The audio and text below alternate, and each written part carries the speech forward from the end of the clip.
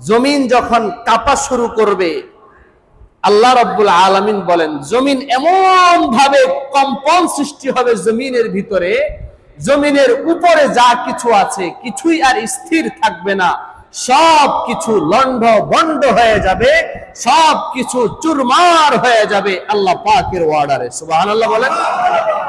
যখন জমিন চুরমার হয়ে যাবে, তখন এই জমিনের ভিতরে যে অনেক কিছু আছে, তখন তো জমিনের ভিতরে বাবা আদম থেকে নিয়া ওই কিয়ামতে হযরত ইসরাফিল আলাইহিস সালামের সিংহে ফুৎকারের আগ পর্যন্ত যত মানুষ কবরে গেছে সবাই কোন জায়গায়? জমিনের উপর না নিচে? আর একটু জোরে বলেন, কোথায়? নিচে।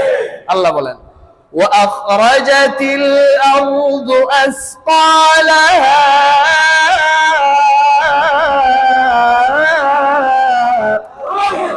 আল্লাহ বলেন জমিন যখন প্রকম্পন সৃষ্টি করবে, তার মধ্যে ভূমিকম্প শুরু হয়ে যাবে, তখন আর জমিন তার পেটের ভিতরে যা কিছু আছে কিছুই ধরে রাখতে পারবে না। জমিনের ভিতরের সমস্ত ভারী বোঝা, সমস্ত হালকা বোঝা, সমস্ত ধন সম্পদ, জমিনের নিচে যা লুকায়িত আছে জমিন সব বের করে দিবে। সুবহানাল্লাহ, একটু জোরে বলেন না সুবহানাল্লাহ। জমিনের ভিতরে কি কি আছে? যত মানুষ কবরস্থ হয়েছেন সব মানুষ হযরত ইসরাফিলের দ্বিতীয় সিংহা ফুৎকার দেওয়ার সাথে সাথে সবাই জমিনের ভিতর থেকে উঠা শুরু করবে। সুবহানাল্লাহ। সবার জান আল্লাহ পাক ফিরিয়ে দিবেন। সবাই জমিনের নিচ থেকে যখন উঠা শুরু করবে, মুফাসসিরিনে কেরাম লেখেন, তাফসিরে মাআরিফুল কোরআনে আল্লামা শফি রহমতুল্লাহ আলাইহি লেখেন যে জমিনের নিচে শুধু মানুষ থাকবে সেটা না, কত মানুষ জমিনের নিচে মাটির কলসির মধ্যে ভরে স্বর্ণ রূপা লুকায় রাখছে কি রাখে নাই? এবং বহু দেশের বহু জায়গায় স্বর্ণের খনি আছে না নাই? রূপার খনি আছে না নাই? তেলের খনি আছে না নাই? যত খনি আছে, যত সম্পদ আছে, অনেক সম্পদ তো অনেক খনি মানুষ খুঁজে পায়, কিন্তু খুঁজে পায় না এমন হাজারো সম্পদের খনি জমিনের নিচে আছে না নাই? আছে। আল্লাহ বলেন যখন জমিনের মধ্যে ভূকম্পন শুরু হয়ে যাবে, কম্পন সৃষ্টি হয়ে যাবে, জমিন তার ভিতর থেকে সমস্ত স্বর্ণ রূপা সহকারে যত রকমের সম্পদ আছে সব বের করে দিবে। সুবহানাল্লাহ। কিছু আর ধরে রাখতে পারবে না, জমিনের নিচ থেকে সব চলে আসবে।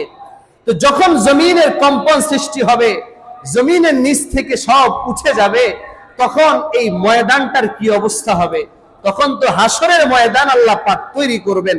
আল্লাহ রাব্বুল আলামিন অন্য আয়াতে বলেন জমিনের কম্পনের সাথে সাথে হযরত ইসরাফিল আলাইহিস সালামের সিংহা ফুৎকারের পরে আসমানগুলো, সাতটা আকাশ, এগুলা তুলার মতো উঠতে থাকবে। সুবহানাল্লাহ বলেন। একটা আসমানও জায়গায় থাকবে না, সব তুলা যেরকম উড়ে, তুলা গাছের মধ্যে যখন বাতাস আসে যেমন তুলাগুলো দিক বিদিক ছুটতে থাকে, উঠতে থাকে, আল্লাহ বলেন আকাশগুলো এমন ধুলার মতো উঠতে থাকবে। আল্লাহ পাক এমন ঘটনা ঘটাইতে পারার সক্ষমতা আল্লাহর আছে না নাই? যখন আসমানের সমস্ত খণ্ডগুলো তুলার মতো উঠতে থাকবে, জমিনগুলো ফেটে যাবে, জমিনগুলো ফেটে গুড়া গুড়া হয়ে যাবে, ধুলায় ধুলোরিত হয়ে যাবে, এবং পাহাড়গুলো ধুলায় ধূসরিত হয়ে যাবে, তখন আল্লাহ রাব্বুল আলামিন বলেন ফায়াযরুহা صفصفا।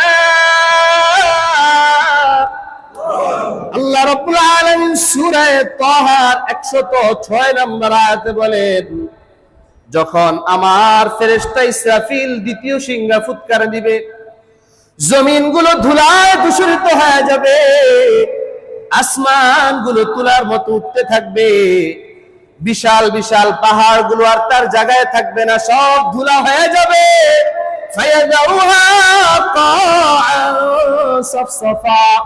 আল্লাহ বলেন তখন সারা দুনিয়াটা সমতল ভূমিতে রূপান্তরিত হয়ে যাবে। আসমান এবং জমিন সহকারে পাহাড় পর্বতমালা যা আছে সব কিছু ধুলায় মিশ্রিত হইয়া ওই জমিনটা ধূসরিত হয়ে যাবে, ধু ধু মরুভূমির মতো হয়ে যাবে। জোরে বলেন আল্লাহু আকবার। এই ধুলার মতো মরুভূমির মতো পুরা দুনিয়াকে আসমান জমিন পাহাড় পর্বত মিলাইয়া মরুভূমি বানায় দিবেন কে? আল্লাহ। আল্লাহ বলেন এরপরে কি হবে? লা তারা ফিহা ইওয়াজা ওয়ালা আমতা।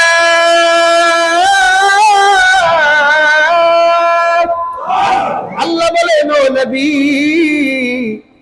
যখন ওই কিয়ামতের ময়দানটা মরুভূমি হয়ে যাবে, লা তারা ফিহা ইওয়াজা ওয়ালা আমতা, আপনি ওই জমিনের মধ্যে কোনো টিলা দেখবেন না এবং কোনো উঁচু নিচু জায়গা দেখবেন না।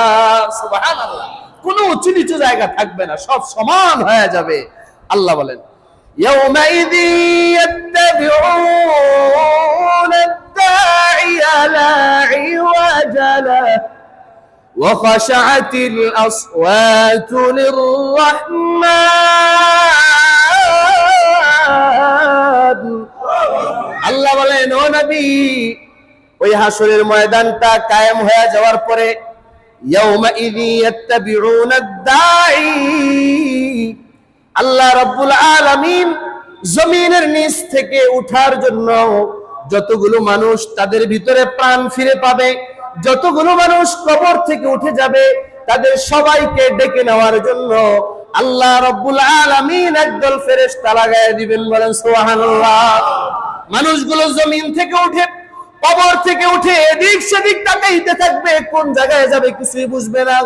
আল্লাহ রাব্বুল আলামিন বলেন, নবী, আমি আল্লাহ সমস্ত মানুষের হিসাব নেওয়ার জন্য একটা ময়দান তৈরি করেছি, আর ওই ময়দানের মাঝখানে আমি আল্লাহর সিংহাসন আমি আল্লাহ কায়েম করেছি।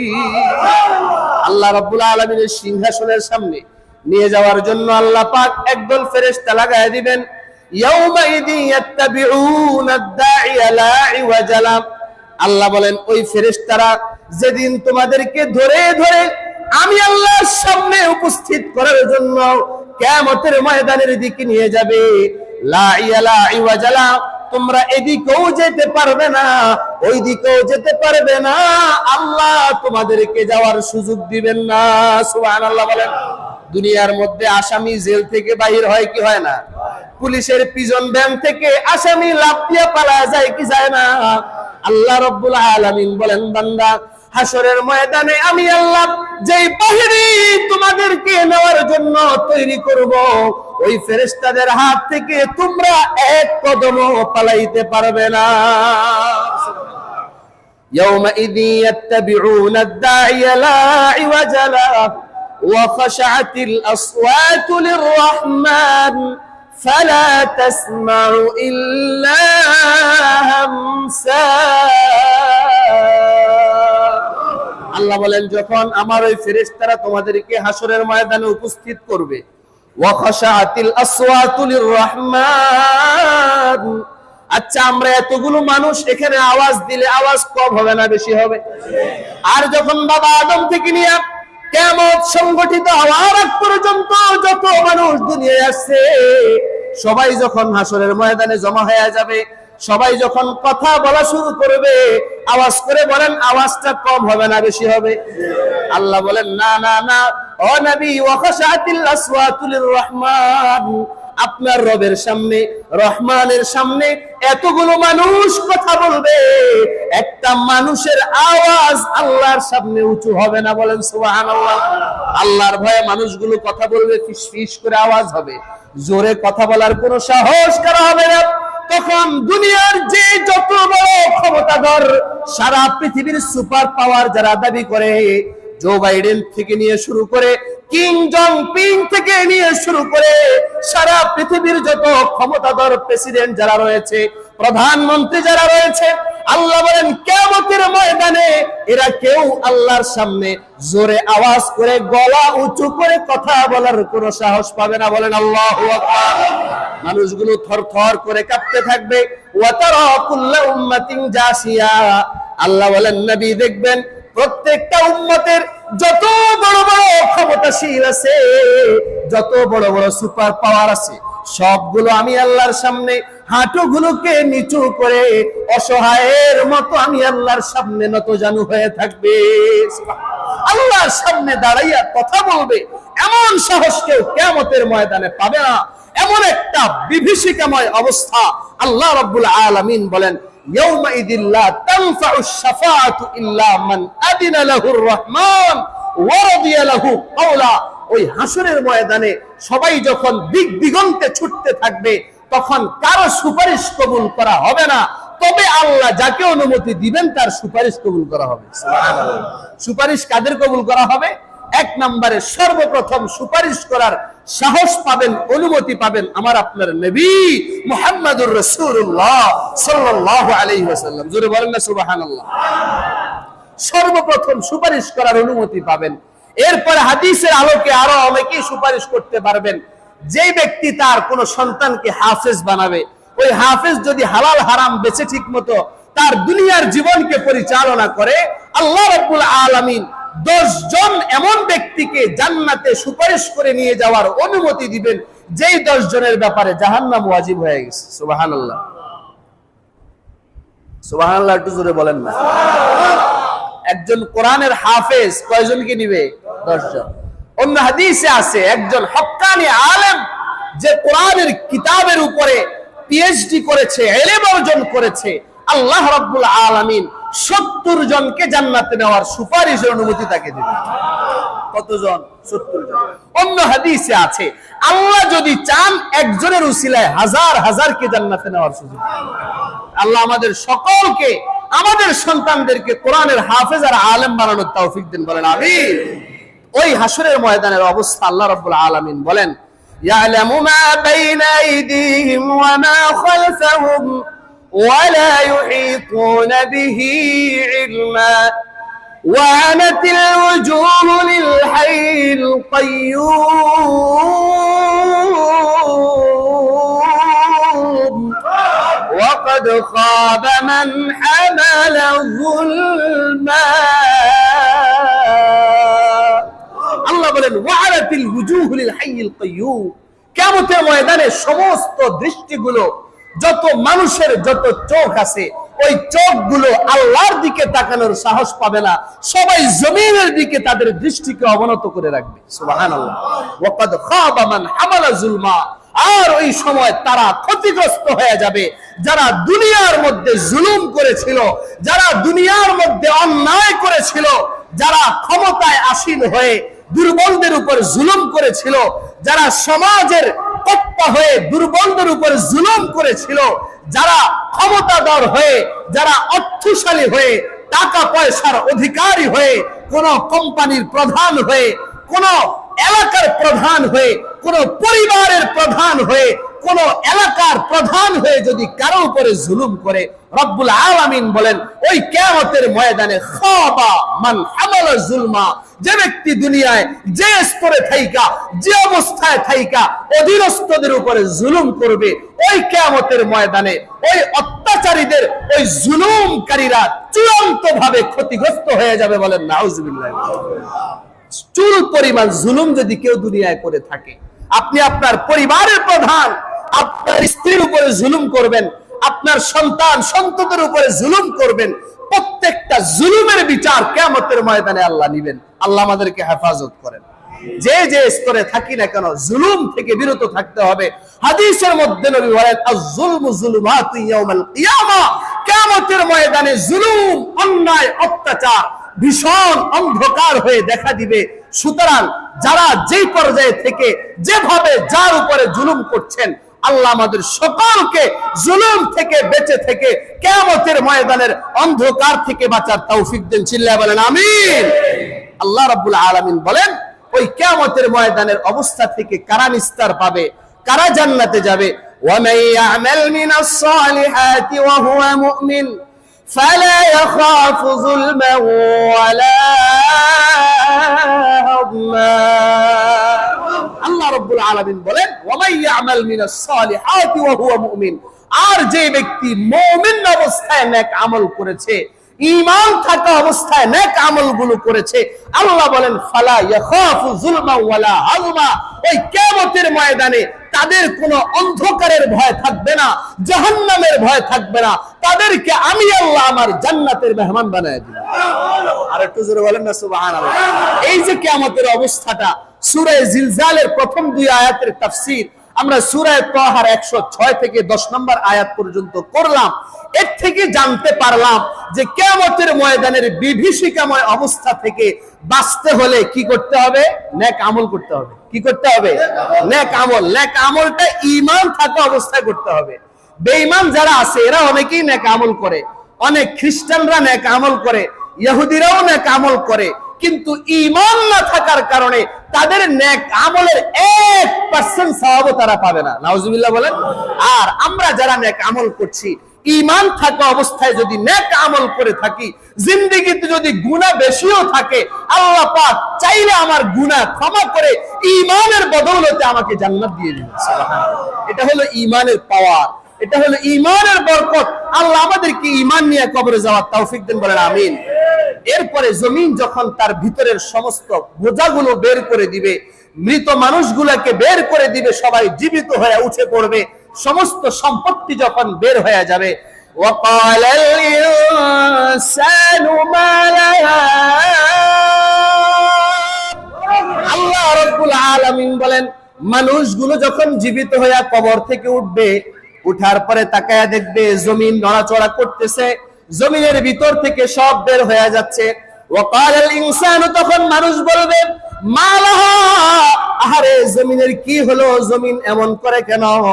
ইয়াউমা ইযিন তুহাদ্দিসু আখবারাহা, আল্লাহ বলেন ও আমার বান্দারা শুনো, ইয়াউমা ইযিন তুহাদ্দিসু আখবারাহা, ওই দিন জমিন তার সমস্ত সংবাদ ফাঁস করে দিবে। সুবহানাল্লাহ। অর্থাৎ জমিনের কোন জায়গায় যায় কি গুনাহ করছেন, জমিনের কোন জায়গায় যায় আরেকজনের উপরে হাত তুলছেন, জমিনের কোন জায়গায় যায় আরেকজনের গলায় ছুরি চালাইছেন, জমিনের কোন জায়গায় যায় আরেকজনের জমি জবরদখল করছেন, জমিনের কোন জায়গায় যায় অন্ধকারে নাফরমানি করেছেন, আল্লাহ বলেন কিয়ামতের ময়দানে জমিন সমস্ত সংবাদ, সমস্ত গুনাহের সংবাদ আল্লাহর কাছে প্রকাশ করে দিবে। বলেন নাউজুবিল্লাহ। জমিন সব বলে দিবে। এটা বলে আত্মতৃপ্তির ঢেকুর গিলার কোনো সুযোগ নাই যে আমি অমুক জায়গায় গুনাহ করেছি, কেউ দেখে নাই। আল্লাহ বলেন ও বান্দা অপেক্ষা করো, কিয়ামতের ময়দানে তুমি যেই জায়গাটা দাঁড়াইয়া গুনাহ করেছিলা, যেই জায়গায় বসে গুনাহ করেছিলা, ওই জায়গার মাটির মুখ জবান আমি আল্লাহ খুলে দিব, ওই মাটি আমার সামনে তোমার বিরুদ্ধে অভিযোগ করবে। নাউজুবিল্লাহ।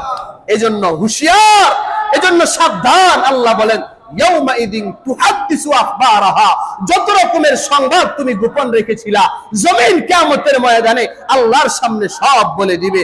আল্লাহ আমাদের সকলকে হেফাজত করেন, জোরে বলেন আমিন। এখন প্রশ্ন, জমিন কি এমনি বলবে? না, আল্লাহ বলেন বিআন্না রাব্বাকা আউহালাহা, আল্লাহ বলেন জমিন এমনি বলবে না। বিআন্না রাব্বাকা, ও নবী আপনার রব জমিনকে সব বলে দেওয়ার জন্য আদেশ দিবেন। সুবহানাল্লাহ। জমিনকে আল্লাহ আদেশ দেওয়ার পরে জমিন চুপ থাকতে পারবে নি? আর একটু জোরে বলেন পারবে? জমিন সব বলে দিবে। আল্লাহ রাব্বুল আলামিন বলেন যখন জমিন তার সমস্ত সংবাদ প্রকাশ করে দিবে, গুনাহগারের সমস্ত গুনাহ যখন প্রকাশ পাওয়া যাবে, ইয়াউমা ইযি ইয়াসদুরুন নাসু আশতাতা, ওই দিন সমস্ত মানুষ দলে দলে বিভক্ত হয়ে হাসরের ময়দানে জমা হতে থাকবে। ওই হাসরের ময়দানে কবর থেকে উঠে হাসরের ময়দানে চলে যাবে মদখোরের দল একটা দলে যাবে, ইয়াবাখোরের দল আরেক দলে যাবে, গাঁজাখোরের দল আরেক দলে যাবে, হারামখোরের দল আরেক জায়গায় যাবে, ঘুষখোরের দল আরেক জায়গায় যাবে, সুদখোরের দল আরেক দলে যাবে। আল্লাহ বলেন চোরের দল, ডাকাতের দল, জালেমের দল, যত গুনাহগার আছে প্রত্যেকটা গুনাহগার আলাদা আলাদা দলে দলে ভাগ হয়ে আল্লাহর দরবারে উপস্থিত হয়ে যাবে। বলেন নাউজুবিল্লাহ। প্রত্যেকটা গুনাহগার যে যত গুনাহ করেছে, যেই প্রকারের গুনাহ করেছে, প্রত্যেক প্রকারের গুনাহগারের জন্য আল্লাহ পাক আলাদা আলাদা দল বানায় দিবেন। সে তার গুনাহের সাইনবোর্ড নিয়ে সবার সামনে দিয়া আল্লাহর সামনে উপস্থিত হতে হবে। বলেন নাউজুবিল্লাহ। কেমন অবস্থা হবে আমার ভাইয়েরা? তখন সারা কিয়ামতের ময়দানে সারা পৃথিবীর সমস্ত নবী রাসূলরা থাকবেন, সমস্ত নেককাররা থাকবেন। আপনি আপনার স্ত্রী থাকবে, আপনার সন্তান থাকবে, আপনার বাবা থাকবে, মা থাকবে, আপনার ছোট ভাই থাকবে, আপনার কলিজার টুকরা আদরের সন্তান থাকবে। ওই সবার সামনে যদি আপনার সন্তান দেখে আপনি মদখোরের দলে আছেন, আপনার সন্তান যদি দেখে আপনি সুদখোরের দলে আছেন, আপনার সন্তান যদি দেখে আপনি ঘুষখোরের দলে আছেন, আপনার সন্তান যদি দেখে আপনি চোরের দলে আছেন, আপনার সন্তান যদি দেখে আপনি ডাকাতের দলে আছেন, তখন আপনার অবস্থাটা কেমন হবে? লজ্জায় মাথা নিচের দিকে তাকানো ছাড়া কোনো উপায় থাকবে না। বলেন নাউজুবিল্লাহ। আমরা কি এমন পরিস্থিতিতে পড়তে চাই? আওয়াজ হয় নাই, পড়তে চাই? কারা কারা চাই না একটু হাত তোলেন, নারে তাকবীর, লিল্লাহি তাকবীর। আল্লাহ আমাদের সকলকে ওই কিয়ামতের ময়দানে গুনাহগারদের দল থেকে বাঁচায়া মুমিনদের দলে রেখে আল্লাহ জান্নাতে যাওয়ার তৌফিক দেন। সবাই জোরে বলেন আমিন। এই জন্য যারা যে গুনাহ করেছেন আজকের পরে তওবা করে ফেলবেন, যাতে কিয়ামতের ময়দানে গুনাহগারের দলে না যেতে হয়, যাতে করে বাম পাশের দলে না যেতে হয়, যাতে করে ডান দিকে নবী রাসূলদের সাথে থেকে জান্নাতে যেতে পারি, এই আশায় প্রত্যেকে যার যার গুনাহ থেকে আজকে থেকে তওবা করব, আর জীবনে গুনাহ করব না, মৃত্যু পর্যন্ত গুনাহ থেকে মুক্ত থাকব। বলেন ইনশাআল্লাহ। ইনশাআল্লাহ যদি তওবা করে ফেলেন, আল্লাহ বলেন ইল্লা মান তাবা ওয়া আমানা ওয়া আমিলা আমালান সালিহা ফাউলাইকা ইউবাদদিলুল্লাহু সাইয়্যাতিহিম হাসানাত ওয়া কানা আল্লাহু গফুরুর রহিম। আল্লাহু আকবার বলেন। আল্লাহ বলেন, বান্দা তুমি এই আয়াতগুলো শোনার পরে তুমি নিজে গুনাহ করছো বলে খুব টেনশনে পড়ে গেছো। আরে বান্দা, টেনশন করার কিছু নাই। তুমি গুনাহ করেছো, না বুঝে করেছো। তুমি প্রত্যেক প্রকারের গুনাহ করেছো একটা সময়। আমি আল্লাহর ভয় তোমার দিলে ছিল না বিধায় তুমি করেছো। এখন তোমার অন্তরে আমি আল্লাহর ভয় ঢুকে গিয়েছে। ইল্লা মান তাওবা, ওই ভয় থেকে যদি তুমি তাওবা করে ফেলো, তাওবার পরে ও আমানা, খাঁটি ভাবে আমার উপরে ঈমান আনো, ওয়া আমিলা আমালান সালিহা, এবং নেক আমলগুলো ঠিকমতো করো, ফাউলাইকা ইউবাদদিলুল্লাহু সাইয়্যাতিহিম হাসানাত। আল্লাহ পাক, আমি আল্লাহ তোমার আগের জিন্দেগীর গুনাহগুলোকে ক্ষমা করে দিয়ে ওই গুনাহকে নেকে পরিবর্তন করে দিব। আর একটু জোরে বলেন না সুবহানাল্লাহ। এত বড় সুযোগ আর কেউ দিবে না, এত বড় সুযোগ দুনিয়ার কেউ দেয় না যে আল্লাহ তোমার জিন্দেগীর গুনাহগুলোকে মাফ করে দিবেন। শুধু মাফই করবেন না, ওই গুনাহগুলোকে নেকে রূপান্তরিত করে দিবেন। সুবহানাল্লাহ। তুমি যা গুনাহ করছো এগুলো নেক হয়ে যাবে। আল্লাহ বলেন ওয়া কানা আল্লাহু গফুরুর রহিমা। আর এই তোমার গুনাহগুলো ক্ষমা করার অধিকার, ক্ষমা করার সেই সক্ষমতা আল্লাহর আছে না নাই? আর একটু জোরে বলেন, আছে না নাই? আল্লাহ বলেন ওয়া কানা আল্লাহু গফুরা। আল্লাহ হলেন সবচাইতে বড় ক্ষমাশীল। রহিমা, আল্লাহ হলেন সবচাইতে বড় দয়াশীল। আল্লাহ তোমার গুনাহ ক্ষমা করবেন গফুর নামের সিফাতে, এবং গুনাহগুলোকে নেকে পরিবর্তন করবেন রহিমের গুণে গুণান্বিত হয়ে। সুবহানাল্লাহ। আল্লাহর দয়া বেশি হওয়ার কারণে আল্লাহ তোমাকে ক্ষমা করবেন। আল্লাহ আমাদের সকলকে তাওবা করার তৌফিক দেন। বলেন আমিন। আল্লাহ বলছেন ইয়াউমাইযি ইয়াসদুরুন নাসু আশতাতা লিয়ারাউ আ'মালাহুম। প্রত্যেকটা মানুষ দলে দলে হাসরের ময়দানে উপস্থিত হয়ে যাবে গুনাহের সাইনবোর্ড নিয়ে নিয়া, লিয়ারাউ আ'মালাহুম, তাদের গুনাহগুলো দেখার জন্য, তাদের নেক আমল দেখার জন্য মুমিনরাও দলে দলে চলে আসবে। সুবহানাল্লাহ বলেন ফামান ইয়া'মাল মিসকালা যাররাতিন খায়রান ইয়ারা। আল্লাহ রাব্বুল আলামিন বলেন, বান্দা ফামান ইয়া'মাল মিসকালা যাররা, তুমি যদি দুনিয়ায় অনুপরিমাণ সরিষার দানা পরিমাণ একটু যদি নেক আমল করো, একবার যদি তুমি সুবহানাল্লাহ বলে থাকো সারা জিন্দেগিতে, ওই একবার সুবহানাল্লাহর সওয়াব আল্লাহ তোমার আমলনামায় কিয়ামতের ময়দানে দিয়ে দিবেন। ওয়া মান ইয়া'মাল মিসকালা যাররাতিন শাররান ইয়ারা। আর যদি তুমি সামান্য পরিমাণ সরিষার দানা সম পরিমাণ গুনাহ করো, আল্লাহ রাব্বুল আলামিন কিয়ামতের ময়দানে তোমার বাম পাশের আমলনামায় সেটাও উঠায় দিবেন। বলেন নাউজুবিল্লাহ। এজন্য আমার আপনার আমলনামায় যাতে শুধু নেকি থাকে, এই আশায়, এই প্রচেষ্টায় আমল করার প্রয়োজন আছে না নাই? আর একটু জোরে বলেন, আছে না নাই? কিয়ামতের ময়দানে আল্লাহ রাব্বুল আলামিন যখন সিংহাসনে বসবেন, রব্বে করিম যখন লিমানিল মুলকুল ইয়াউম লিল্লাহিল ওয়াহিদিল কাহ্হারের হুমকি দিয়ে, ঘোষণা দিয়ে যখন আল্লাহ পাক বিচার কার্য পরিচালনার জন্য সিংহাসনে বসে বিচার শুরু করবেন, তখন আল্লাহ পাক 8 শ্রেণীর মানুষের সাথে কথা বলবেন না। নাউজুবিল্লাহ বলেন। কত শ্রেণীর মানুষ? কত শ্রেণীর মানুষ? 8 শ্রেণীর মানুষের সাথে আল্লাহ পাক হাসরের ময়দানে একবারের জন্য কথা বলবেন না। শুধু কথাই না, আল্লাহ তাদের দিকে চোখ তুলে তাকাবেনও না। নাউজুবিল্লাহ মিন যালিক।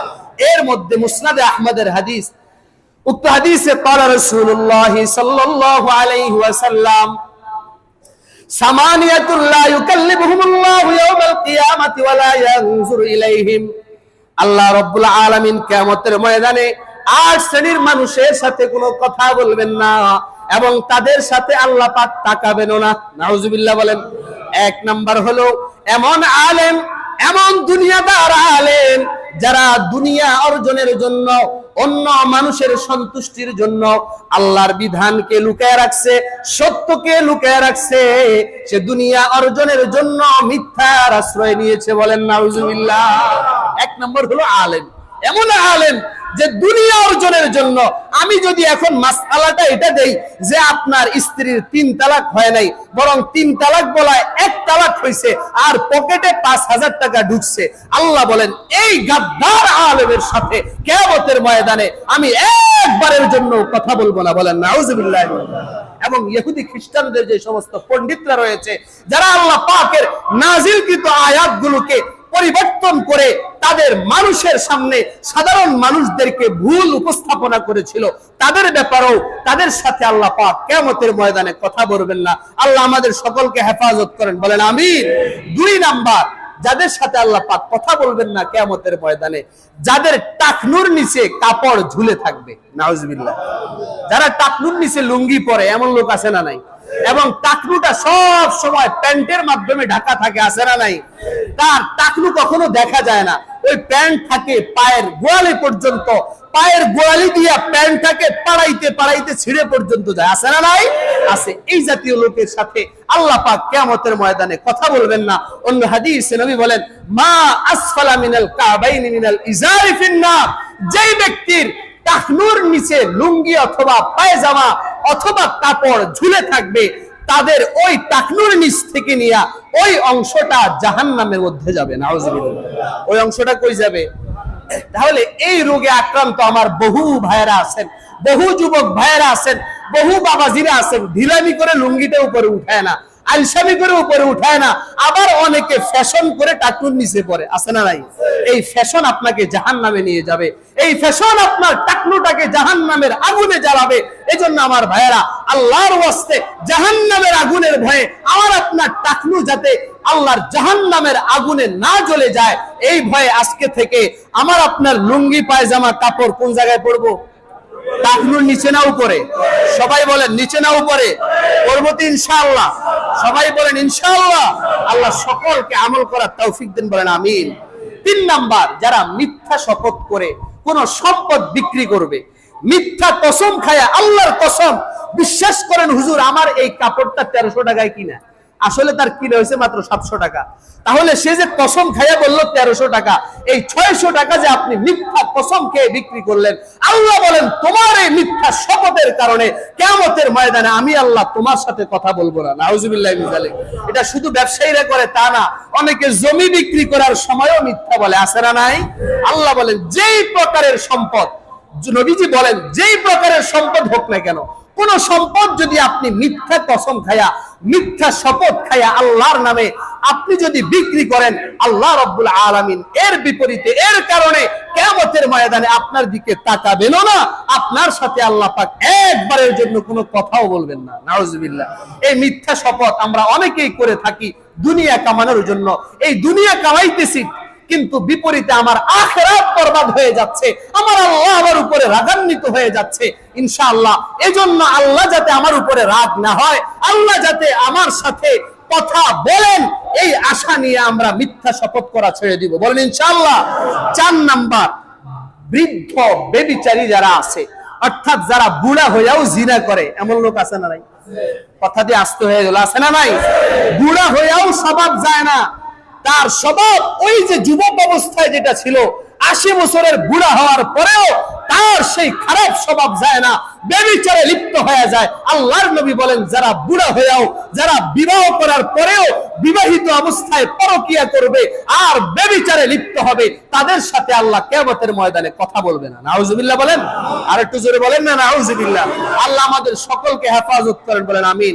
5 নাম্বার, আল্লাহর নবী বলেন, মিথ্যাবাদী শাসক যারা আছে, যে তার গদিতে বৈশা শাসন ব্যবস্থা পরিচালনা করার ক্ষেত্রে যদি জনগণের সাথে কোনো মিথ্যার আশ্রয় নেয়, জনগণকে যদি কোনো মিথ্যা আশ্বাস দেয়, জনগণের উপরে যদি জুলুম করে ফেলে, আল্লাহ রাব্বুল আলামিন ওই শাসকের সাথে কিয়ামতের ময়দানে কথা বলবেন না, তার দিকে তাকাবেনও না। নাউজুবিল্লাহ বলেন, আল্লাহ হেফাজত করেন, বলেন আমিন।